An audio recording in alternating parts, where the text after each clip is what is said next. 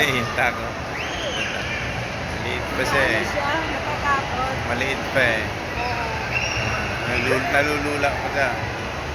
May gusto kasi namin ipa-experience lahat Kaya, sa kanya. maganda talaga. Eh, ganun din to. Kasi ang tapang niya eh, kasi gusto niya kanina dito daw.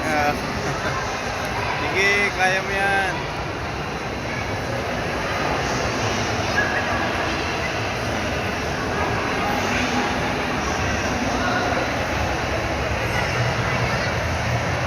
Yun.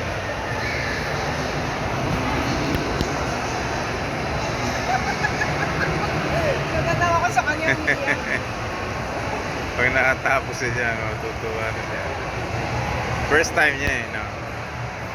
Sanay na sanay sa mga ganitong playhouse. Ah. Matakot lang siguro.